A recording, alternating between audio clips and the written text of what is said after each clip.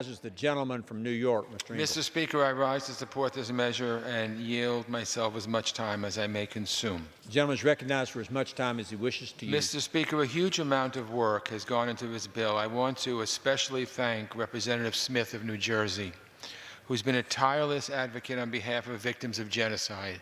He always has and he always will be. His efforts have helped to ensure that religious minorities still have a place in Iraq and Syria, that their presence remains part of the fabric of the Middle East. ISIS sought to eliminate religious minorities. That's why Congress fought to designate the crimes against them a genocide.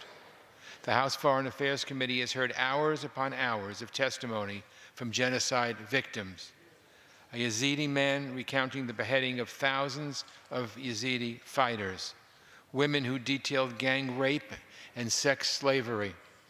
And we heard from a number of survivors that international assistance was not moving quickly enough to get people resettled in their homes and communities of origin. This bill would help to ease those people's suffering and bring to justice those who are responsible. It would authorize assistance for groups investigating and prosecuting crimes against humanity and war crimes. And it would require our government to identify those who are vulnerable to genocide and war crimes and to help with their recovery and stability in the future. This bill will be an important tool in reaching our goal in Iraq and Syria, preventing the resurgence of ISIS. We cannot allow this barbaric group to take over territory or control people ever again. In Iraq, this means addressing the root causes of conflict that motivated people to join an extremist organization like ISIS in the first place. It also means pushing back on Iranian influence because Iran envisions an Iraq overcome by sectarian strife and intolerance. In Syria, that means finding a political solution that does not include Assad. Bashar al-Assad is a magnet for extremism, and he continues to employ the worst violence against his own people.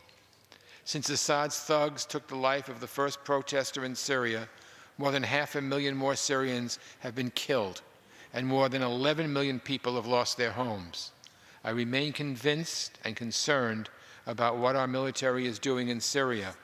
In the waning days of ISIS in Syria, how do we intend to justify the presence of our military? This is a slippery slope to perpetual American boots on the ground, and we have to be careful. In addition, if my legislation, the Syria Civilian Protection Act, becomes law, we can provide the administration the leverage it needs to push for a political solution to provide justice to Assad's many victims and to prevent the United States from getting further mired into another war in the Middle East.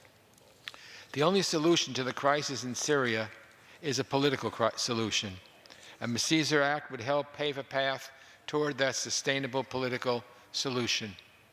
I urge the other body to pass the Syria Civilian Protection Act so that we can get it to the President's desk. And I believe the other body would pass my bill, but for a single member of that body who is holding it up for reasons which members of both parties don't understand. I urge him to lift that hold so that this bill can become law. And I also urge my colleagues to pass the bill before us today. I reserve the balance of my time. The gentleman reserves his time.